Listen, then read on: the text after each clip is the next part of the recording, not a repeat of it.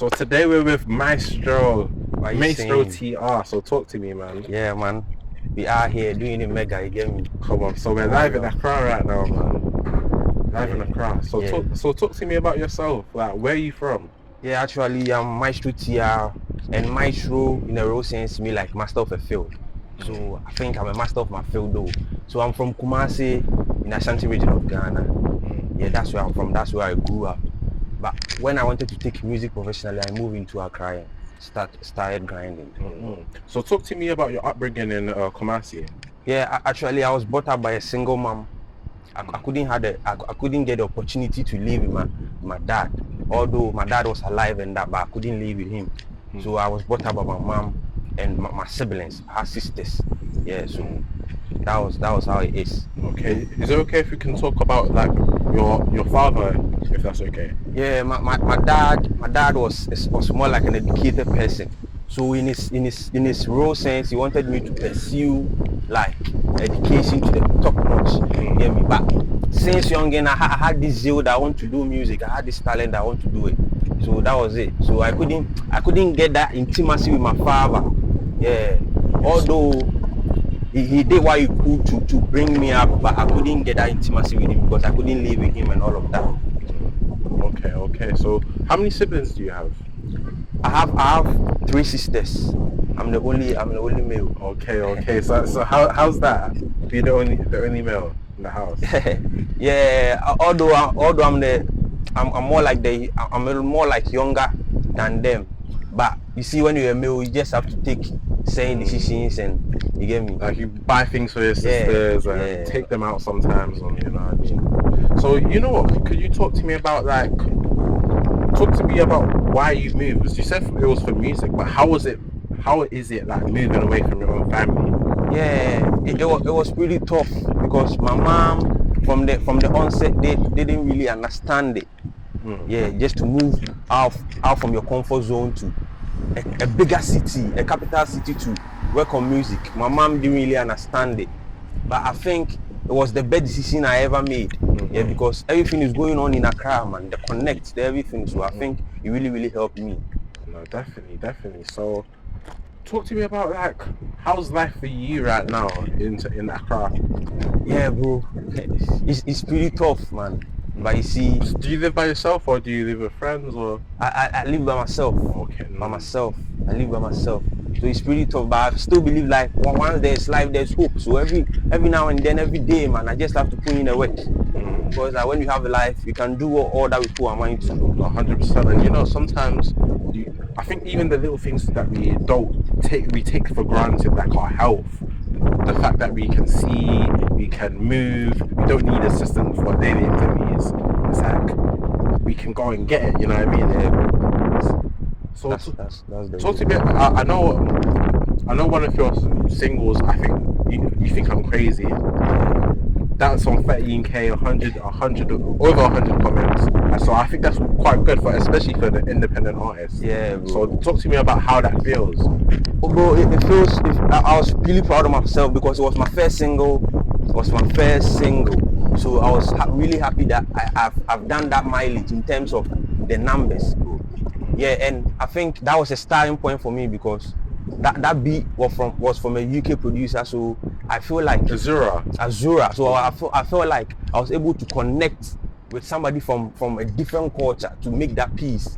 Yeah, you get me. So I'm proud of myself that my first single made that numbers, and I think it should be like an inspiration for me to go more, you get me, and achieve more. Definitely, 1,000%. So obviously, are we okay to talk about some of the potential features you have coming up?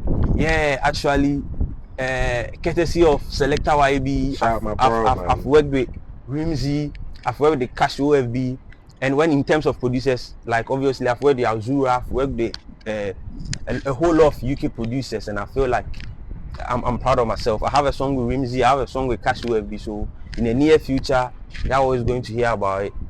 Yeah, I've worked with Dan Caps on my recent extended play. Yeah, so I'm really happy about it. So can you talk to me about what genre of music do you make? Oh, actually, I feel like I'm making Afrofusion because I'm putting a whole lot of genres.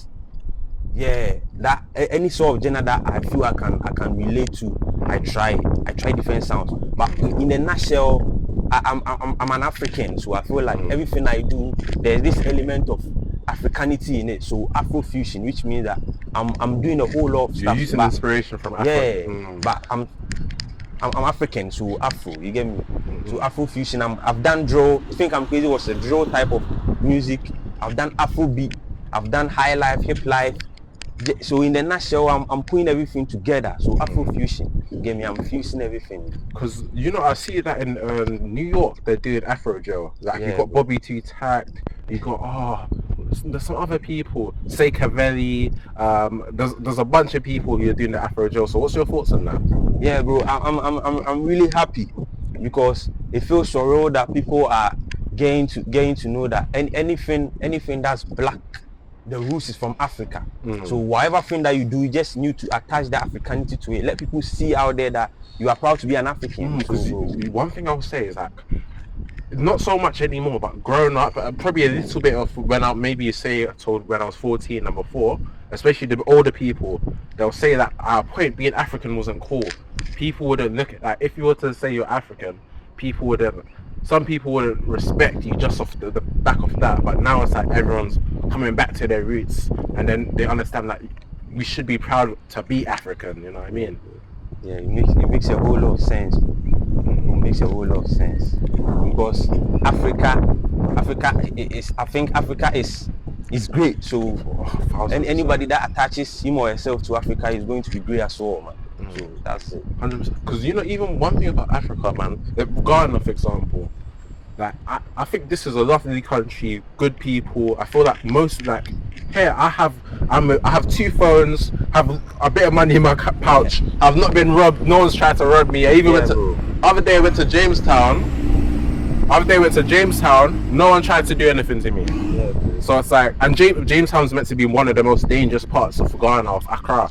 So it's the fact that like people are so respectful, and we also have so much resources, but just the government that would always say. But even with Jamestown, they are happy to receive like visitors. You get me? Because in a way they are selling their culture as well, so they won't do anything mad to you, my bro. So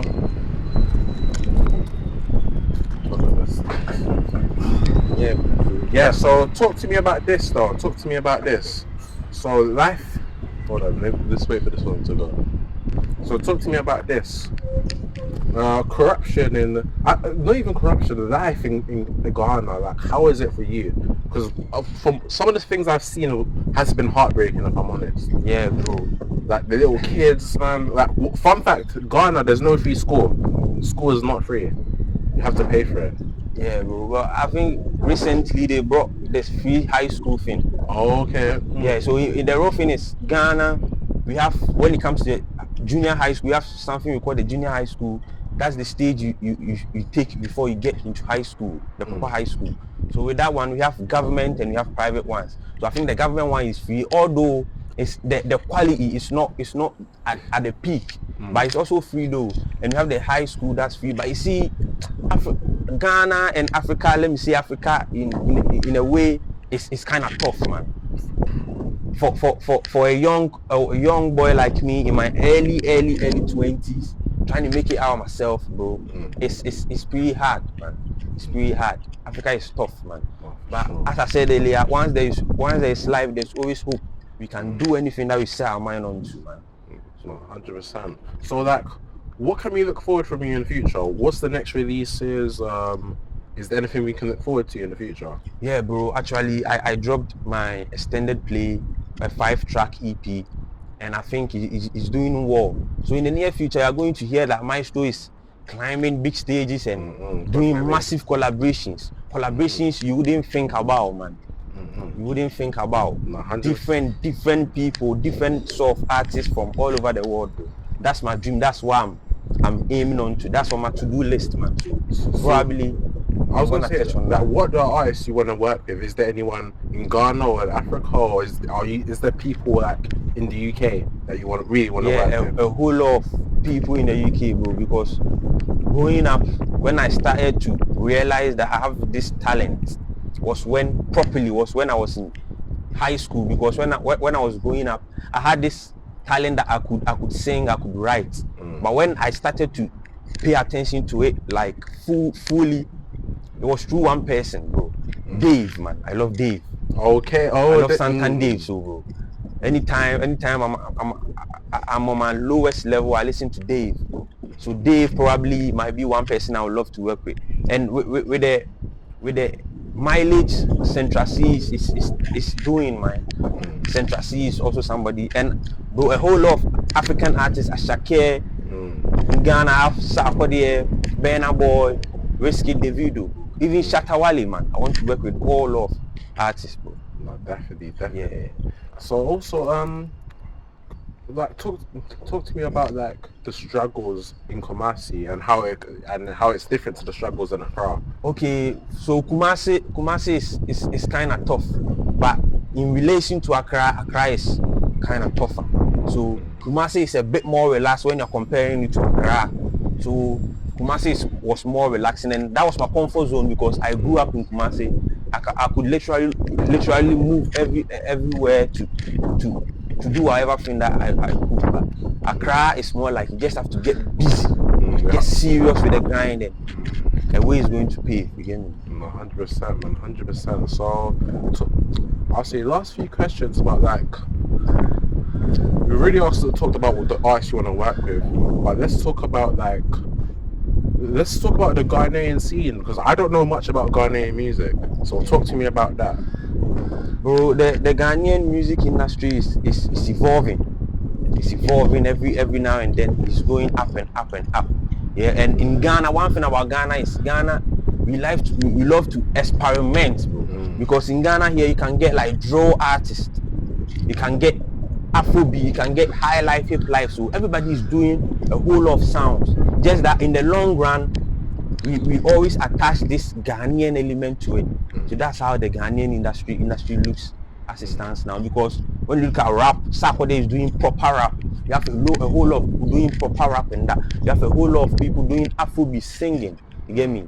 But in the long run, we just attach the Ghanaian element to it. No, definitely, because I feel like nowadays it's more popular. It's popular to be African. Yeah, and it's like very like very popular. The Afro beats, the Afro swing, like everything, all the music coming out of Africa is just a hit these days. So it's good to see Africa coming up through music and otherwise too. It makes a whole lot of sense, because when you look at the bigger artists, man like Burna Boy, man like Davido, and you see what they are doing, selling out big shows. So it feels like you can also achieve it when you are an African, bro. So that's the inspiration, that's the inspo, man. They are killing it. So everybody out there in different parts of the world are seeing that Africans can also do it, and every African on there too can say like, if this African is doing, I can also do it. So that's it, bro. No, so Maextro, so talk to me about, I see that now recently more diasporans are coming to Africa, and that like now in Ghana, if you can prove that you're originally from Ghana through the slave trade, you can get citizenship. Yeah. So what's your thoughts on that? Because I do see a lot of people are happy about it. Yeah, bro. Even the Ghanaians are happy. Yeah, bro. I think it's a really good idea, because it all started when the Ghanaian government introduced the year of return. So people saw it like back in the colonial times, the ancestors might be from Ghana, so they can come back and get it right. So I think it's a good idea, because recently they gave out about hundreds of citizenship to people from the diaspora. So I think it's a good idea, and it's a great start for elevating Ghana to the world. No, definitely. Let's talk about like, we were touching on the Ghanaian music industry prior, about like, what's your thoughts on the Ghanaian music industry compared to other countries? Yeah, I think when we compare it to other countries, let's say for Nigeria is more like the powerhouse. As it stands now, the powerhouse for the music industry in Africa, in a sense that they are elevating. But I think Ghana is also evolving, you get me? Because the Nigerians are our brothers, and I feel like when your brother is going up and up, you should be happy, because you can learn one or two from them. Yeah, so I think it's good. It's good, because me to be frank, I look up to a whole lot of Nigerian artists. You get me? And it might be that some people are in Nigeria, some artists are in Nigeria that look up to Ghanaian artists as well. So it's more like a brotherly thing. You get me? So when they are evolving and we are also evolving, it's a good thing for Africa in general. No, definitely, 1,000%. And let's talk about like politics in general. Like in terms of, I think I mentioned this to you off camera. I think Ghana, if it can get like good politicians who are passionate about Ghana, passionate about eradicating corruption, this place will be a powerhouse. Yeah, bro. It's really true. And I feel like it must all start from the thinking of we the young ones, because we the young ones in the long run might be the politicians, the big people in office. So if we say if we get our mind right now that whatever being the case, we are going to eradicate corruption and all sort of like bad things in the government now, I think we can do it because we are the future leaders. Yeah, so 100%. And with the corruption in general, I think the leaders must think about the people, the grassroots, man. The grassroots, that people are suffering, man. People are going through tough times, so they should think about us. And when they do that, I think it will help. It will help the development of Africa in general, man. No, 100%. Because I think that because I feel like with these politicians, they already know what's happening, but it's like they don't care. At least in my opinion, they just don't care. So I think it's a thing of like, it's about like naming, shaming these people, and sometimes I feel like I'm not condoning violence, but if it's necessary for corruption to end, then it has to be done. It has to be done sometimes. Every day I speak to myself and I say like, bro, the development of Ghana, Africa shouldn't be partisan, man. It shouldn't be partisan. There should be like a long-term goal for this country. Either this party or this party, they shouldn't think about this party coming to power. They should think about the long-term goal. Yeah, the future of it. They shouldn't make it partisan, man. That's why it's killing Africa, bro. Because for instance, this party A might say like we have this goal. Party B might say we have this goal. So collectively they can't achieve anything better. Do you get what I'm trying to say? So if they say like either party A or party B, we are trying to get this, I think it will really help. So it shouldn't be partisan. No, I feel like, I think I remember someone say black people in general, like when it comes to politics, sometimes we end up choosing the party that our family picks. But we need to think about what actually helps us as people instead of who our parents have always picked each election. So that's one thing. It's really true, bro. We should keep that, and Africa is going to get to the maximum. But to end it off, like, what's your favorite? Ghanaian jollof or Nigerian jollof? Well, probably. Oh, to be really honest, I haven't tried the Nigerian jollof before, so I will probably say Ghana, man. Come on. Ghana every time, man.